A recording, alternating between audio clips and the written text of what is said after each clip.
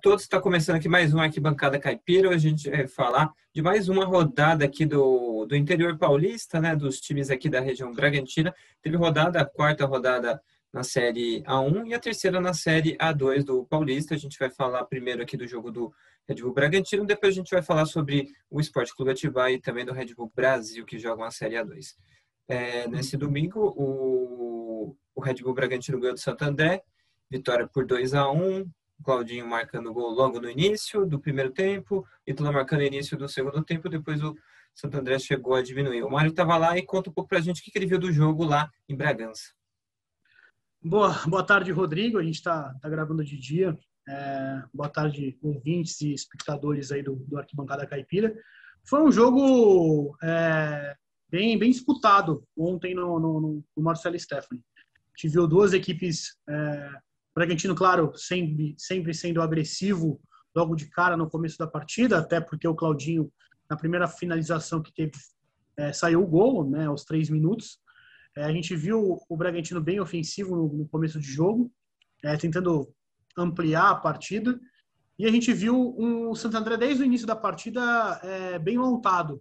Por mais que sofreu o gol logo de cara no começo da partida, a gente viu um time que estava segurando, que estava bem organizado na partida. A gente viu um Santo André organizado nos 90 minutos. O Bragantino, claro, só conseguiu ampliar no segundo tempo, aos 50, com o Ítalo, né, que novamente vem marcando gols com a camisa do Red Bull Bragantino. E logo depois do segundo gol do Braga, a gente vê que é algo histórico aí, cotidiano desses últimos anos do Bragantino. O time já se esfriou um pouco na partida. O Santo André conseguiu descontar com o Fernandinho, que estava fazendo uma boa atuação, foi um dos melhores jogadores do Santo André na partida. E logo depois o Bragantino, claro, não levou tanto sufoco, mas conseguiu segurar o resultado e mais uma vitória, né? O Santo André não jogou mal e, assim, na minha análise, teve vários momentos que o Santo André pôde empatar a partida, mas claro que teve a interferência do Klaus em alguns momentos decisivos. Foi, para mim, polêmico a arbitragem de ontem, porque teve vários lances que eram a favor do Santo André e teve esse erro até mesmo de não terem revisado o VAR. Teve um lance, na minha opinião, ali no estádio, não vi depois em replay, que para mim foi pênalti para o Santo André, e o árbitro praticamente nem viu o VAR. Então é algo que a equipe do Santo André, a comissão técnica, até os diretores que estavam no estádio ontem, reclamaram bastante por essa decisão. Então, assim, a gente vê ainda erros acontecendo no futebol e não tendo mesmo a revisão do VAR. Então é algo muito peculiar, né, Rodrigo? O VAR também teve um lance que o Klaus chegou a checar de um possível pênalti para o Bragantino. O Bragantino reclamou bastante disso no momento. Acabou não reclamando tanto porque acabou ganhando o jogo, né? Senão ia reclamar mais. Mas na transmissão, a comentarista até falou que tinha que ser pênalti, tudo, mas enfim. É o costume do campeonato aqui. Aquele jogo, o jogo do São Paulo também foi horrível, a arbitragem, o lance no finalzinho lá que seria pênalti para o São Paulo. Mas eu acho que foi interessante desse jogo que o Santo André começa a melhorar no jogo logo quando o Bragantino troca meio time ali perto da metade do segundo tempo, que sai o Raul e alguns outros jogadores que estavam jogando bem. E logo depois o Santo André diminui, né? E tem várias chances ali no final do jogo. E o Bragantino também chega a ter as dele também, o jogo fica meio aberto ali no finalzinho, com chances lá e cá. O Bragantino, eu acho que começou muito bem no jogo. O primeiro tempo teve 73% de posse de bola, dominou completamente a partida, mas segue com aquele problema de matar o jogo, né? Sofre um pouco para matar o jogo, depois dá um descuido, acaba tomando um gol e ressurgindo o adversário na partida quando não precisava. Então, isso eu acho que é um ponto que o time ainda precisa melhorar um pouco. Talvez trazendo um centroavante um pouco mais matador. Não que o Ítalo seja ruim, mas ele não é esse tipo de jogador. Não é aquele matador. Ele tá fazendo gols aí. Você vê ele Sim. sendo decisivo nas últimas rodadas do Campeonato Brasileiro e agora até mesmo no início do Campeonato Paulista. Você vê ele que tá decidindo bastante jogos aí pro Bragantino, né? Sim, porque a bola também chega bastante para ele, mas por outro lado o Arthur ele consegue mais uma vez perder um gol muito fácil. Teve uma bola ali no primeiro tempo ainda que sobe para ele chuta fora. Então assim, o Arthur precisa marcar gol também, não ser artilheiro do time, mas marcar também, né? É importante. O time precisa de mais gente marcando gol, não dá para ficar só do Ítalo e do Claudinho, que praticamente são os únicos dois caras que marcam gol no clube. Claro. E falando em atacante, o Bragantino hoje anunciou mais uma contratação do atacante Pedrinho, que vem do Atlético Paranaense. Ele estava jogando no Oeste, joga a Série B no Oeste, até que vai bem. O Oeste que estava muito mal, ele entra no final aí e vai bem para o clube. Agora vai jogar pelo Bragantino, que também já contratou o Rafael Luiz, lateral direito, o Jadson, que veio do Cruzeiro, e o Maicon Clayton, que é o goleiro também que veio do Santa Cruz. O time vai se reforçando. Pensa São também nos jogadores, todos jovens, né? Na mesma sequência de contratações. São contratações ali que, para mim, não são jogadores que entrariam logo de cara na titularidade do Bragantino. Pelo contrário, são jogadores para completar o elenco ali e veio para somar. Isso é fato de todas as contratações até agora do Red Bull Bragantino, né? Eles estão trocando os reservas mais velhos, né? Pelos reservas um pouco mais novos. Até agora não veio nenhum cara para chegar jogando, igual aconteceu na temporada passada com o Arthur, por exemplo. Sim. O Arthur que veio com uma grande contratação do Bragantino, a grande aposta era o Arthur, né? Não era nem o caso do Claudinho. O Claudinho, claro, teve destaque no Brasileiro, não teve um destaque igual como foi a chegada do Arthur, porque o Arthur chegou e levou toda a responsabilidade no Campeonato Paulista. Para quem não lembra, praticamente todas as premiações ele venceu no Paulistão. E eram as 4 premiações que ele levou. E ele era o principal jogador ali para a Série A. E aí voltou o destaque do Claudinho no Campeonato Brasileiro, claro que foi a principal referência na Série B, e agora é o jogador mais pop ali do Bragantino no elenco, né? E só para finalizar sobre o jogo do Santo André, a gente viu um Santo André muito forte. Assim, a gente vê um elenco que, claro, comparado ao investimento que tem o Red Bull Bragantino e o Santo André, claro, tem um investimento muito menor, mas a questão das contratações ali para o Campeonato Paulista foram um acerto para o Santo André. E claro, o objetivo do Santo André hoje é fazer uma boa campanha no Campeonato Paulista e tem o seu segundo semestre, né? O Santo André vai disputar a Série D do Brasileiro.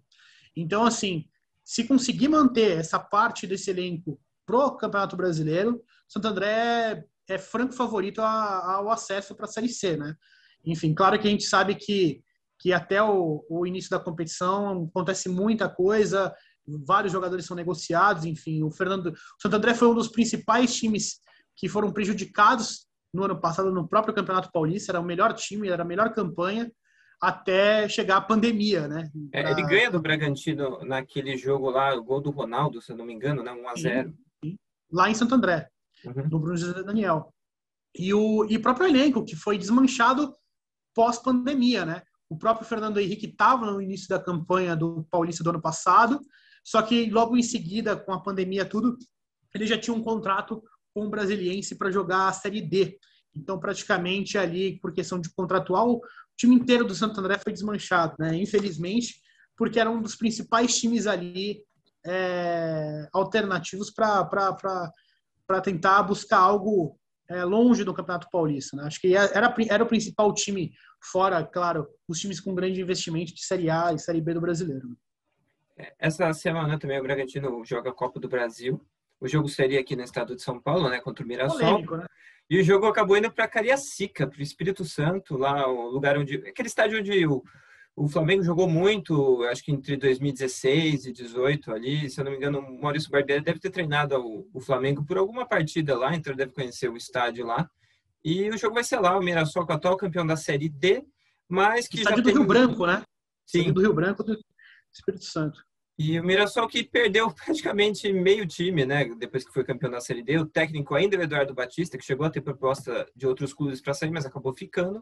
E agora vai jogar lá, estrear na Copa do Brasil, aquele jogo que é incrível, né? Porque o Mirassol, ele joga, entre aspas, em casa, e o Bragantino, por jogar fora, tem a vantagem do empate. Então, na verdade, os dois jogam fora e o Bragantino ganha a vantagem do empate na partida contra o Mirassol. É o jogo da primeira fase da Copa do Brasil. Jogo que vale muito dinheiro e que vale na competição, que o Bragantino tem chance até de ir longe. Se ele pegar uma tabela boa, pode chegar nas fases finais e, além do bom dinheiro, conquistar campeonatos importantes, partidas decisivas, mas nesse jogo ele é favorito para passar pelo Mirassol, não só por causa do empate, né?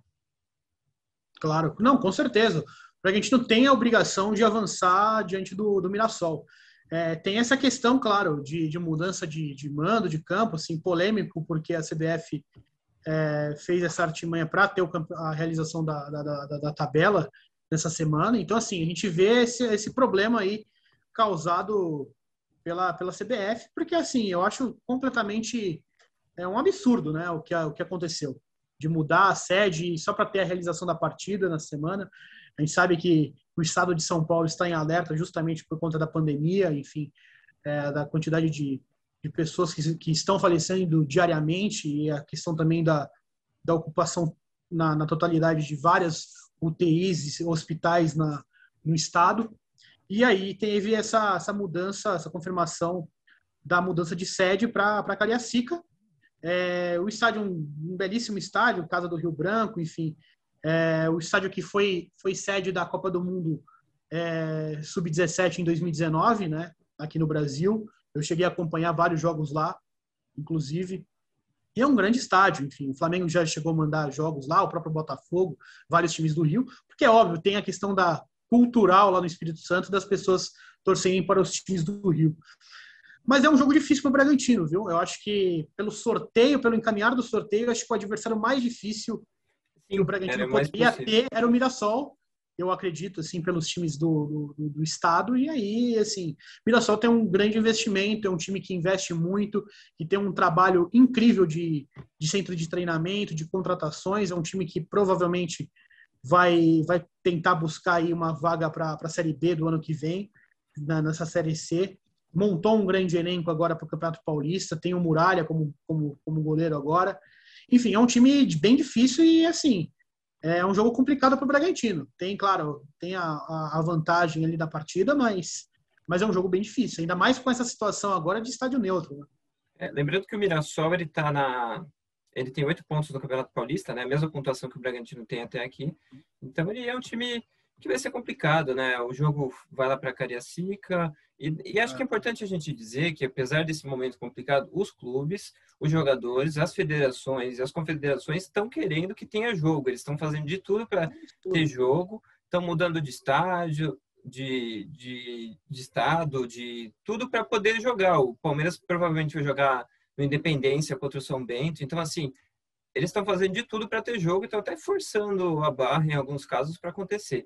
Mas a tendência é que o Paulista não aconteça, pelo menos não no próprio estádio, né? Talvez um jogo ou outro acabe ocorrendo fora, mas esse final de semana a tendência é que não tenha jogo aqui e os clubes vão descansar, sei lá, por uns 15, 20 dias, que também acho que não é um absurdo. Se os jogadores também ficarem em casa e tiverem um pouco de consciência, como alguns jogadores não têm, né?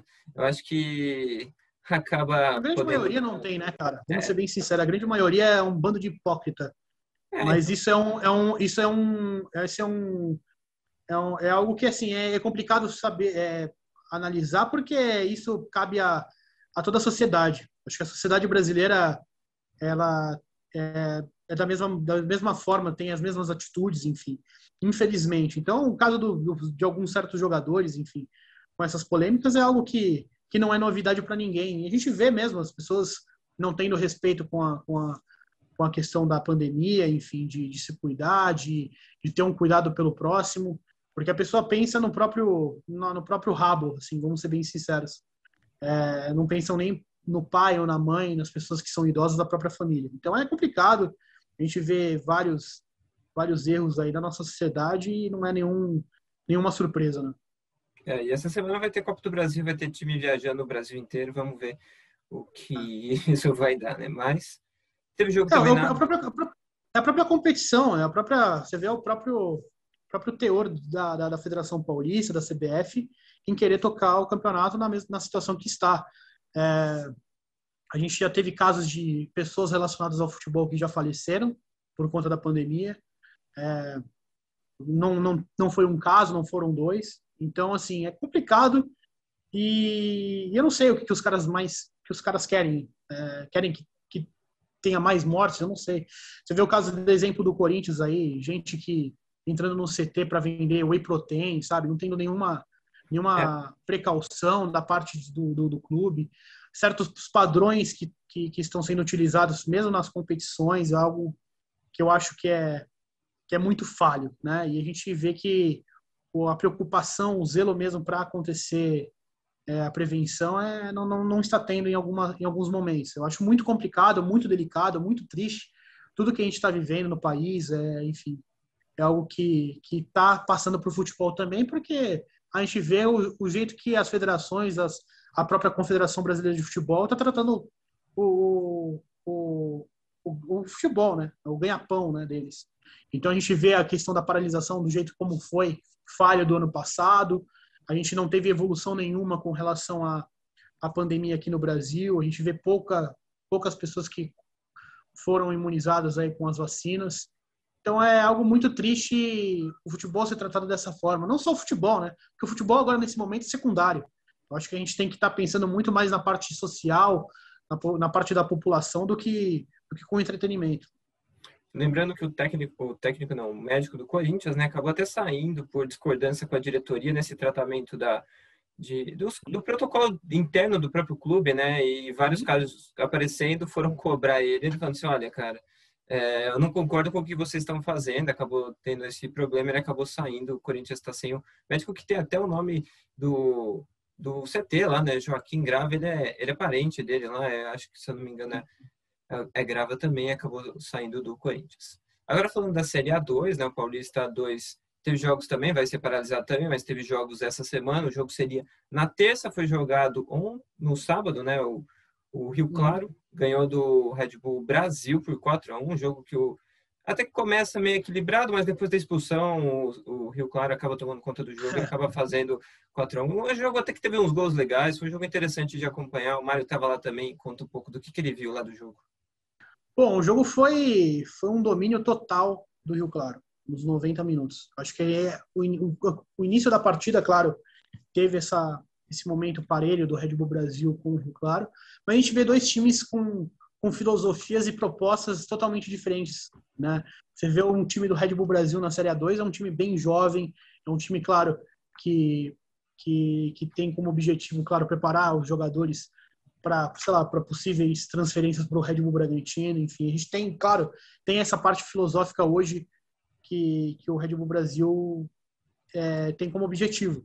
Isso é nítido, né? Então você vê a diferença, praticamente a média de jogadores mais jovens da Série A2, e a gente vê ao contrário um Rio Claro com jogadores veteranos, jogadores importantes que já passaram por grandes clubes do futebol brasileiro, atuando, e claro, o Rio Claro com o objetivo de conseguir o acesso para a Série A1.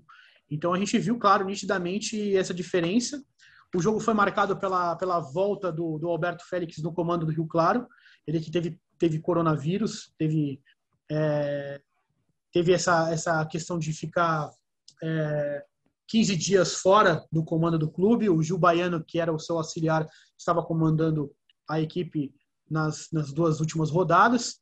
Lembrando que os dois são ídolos da história do Clube Atlético Bragantino, né? Jogadores dos anos 90. E a gente viu o Rio Claro dominando a partida, claro. Os gols saíram dos jogadores Jair, Cezinha, Denilson e o Jobinho, né? E o gol do Red Bull Brasil saiu pelo jogador Araújo. E o Jobinho, claro, fez o último gol, o quarto gol, ele entrou no final da partida. É um jogador que tem destaque, jogou pelo Santo André, jogou pela Portuguesa, enfim, um grande jogador, né? E entrou e fez o dele na partida. Então a gente vê isso, dois times com focos diferentes na competição. E a princípio, eu vejo o Rio Claro como um candidato a conseguir o acesso. É um time que sabe trabalhar muito bem a organização defensiva, a organização ofensiva também, um time que usa muito o contra-ataque, joga num sistema de 2 linhas de 4, quando está na parte se defendendo, enfim, na parte da defesa. Então é um time muito bem postado, um time que sabe o que está fazendo, e eu acho que é um dos times que, claro, que não estão ali na ponta da competição, mas provavelmente vai classificar entre os 8 e vai tentar um acesso.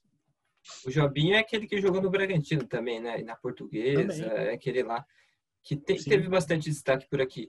Na tabela, os dois times estão na parte de cima, né? O Red Bull Brasil é o quarto com 7 pontos, o Rio Claro tem 6. O Rio Claro empatou. E o Red Bull Brasil perdeu a invencibilidade, perdão.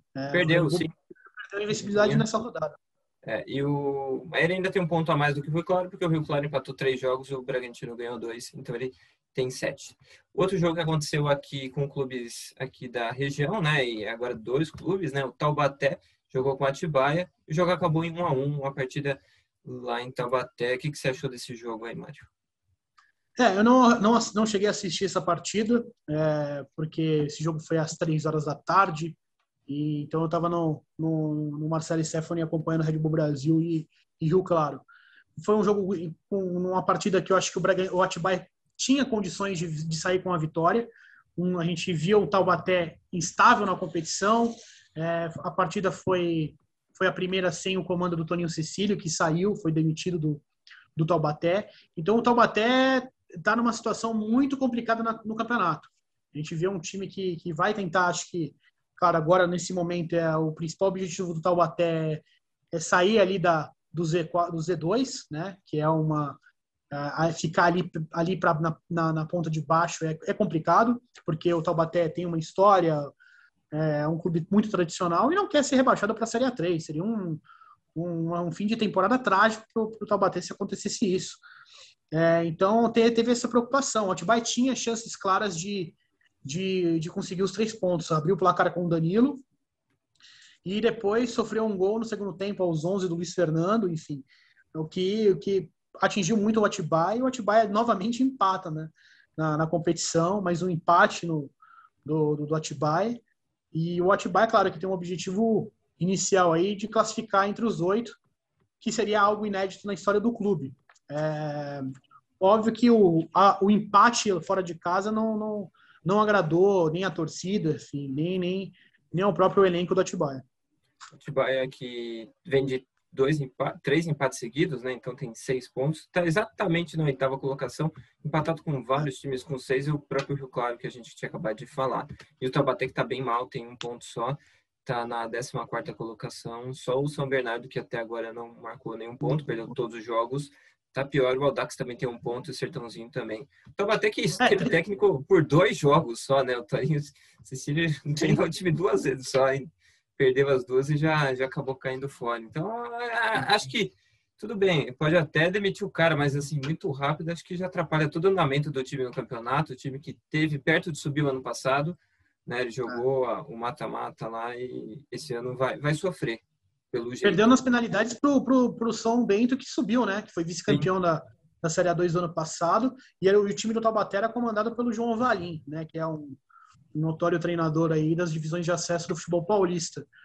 Mas é surpreendente ver a situação do Taubaté agora. Eu acho que tem que abrir o olho. Claro, tem chão ainda na competição, tem como reverter. Eu acredito que a disputa aí para não ser rebaixado vai ficar ali naquele bolo mesmo, não vai ter muitas mudanças. O Sport Clube São Bernardo, que é um tradicional Bernô, volta para a segunda divisão depois de tantos anos. Era um dos principais nomes aí dessa Série A2 pela ausência de temporadas. E infelizmente está fazendo uma campanha pífia, né? Até agora não pontuou, é um time muito, muito legal, mas infelizmente vê essa situação e provavelmente vai brigar ali para não cair até o final dessa primeira fase. Já o Atibaia é isso, o Atibaia vai ter que pontuar, não perder pontos para conseguir classificar entre os 8. Você pega as 2 campanhas que o Atibaia teve na Série A2 ao longo de sua história, foram campanhas muito pífias, assim. A primeira, óbvio, na última rodada conseguiu ganhar do 15 e escapou da zona de rebaixamento, não sei se você se recorda, tinha que ganhar os 2 últimos jogos e ganhou os 2 últimos jogos, ganhando do Sertãozinho e depois ganhando do 15 no Barão, cara, que era o 15 já classificado na ponta do campeonato. No ano passado, o time praticamente não brigou tanto na zona de rebaixamento, mas também não ficou de fora do G8. E espera, claro, ter essa classificação inédita na história. E claro, pelo investimento que teve até agora na competição, o Atibaia tem o objetivo, claro, de tentar brigar pelo acesso.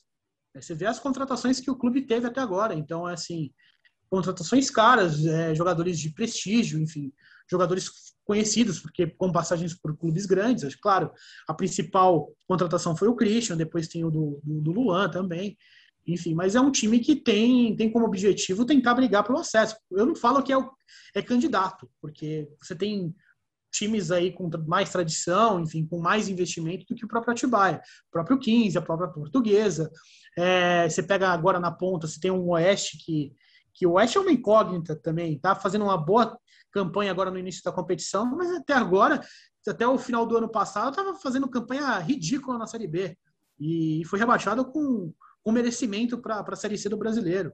Enfim, então e foi rebaixado também no Paulista, né? Ano passado estava na Série A1. Então, assim, é um campeonato, na primeira fase, a gente não dá para ter tanto parâmetro. Claro, a gente vai ver os times que estão brigando na ponta, que tem chances para conseguir classificar, mas a gente sabe que chega na hora do mata-mata, nas quartas, na semifinal, o campeonato é outro. Então, a gente vê aí várias campanhas do 15 sendo primeiro colocado na competição inteira, aí chega na semifinal e perde vaga para a Série A1, enfim. A própria campanha do São Bernardo Futebol Clube no ano passado foi da mesma forma, com o time que era comandado pelo Marcelo Veiga, brigou ali, foi o líder da competição inteira e chegou num jogo decisivo contra o São Bento e perdeu, né? Enfim, é complicado. O campeonato da Série A2, para mim, é a melhor competição que tem estadual no Brasil. Acho que ele é mais competitivo que a Série A1. É o campeonato mais legal que a gente tem estadual no país.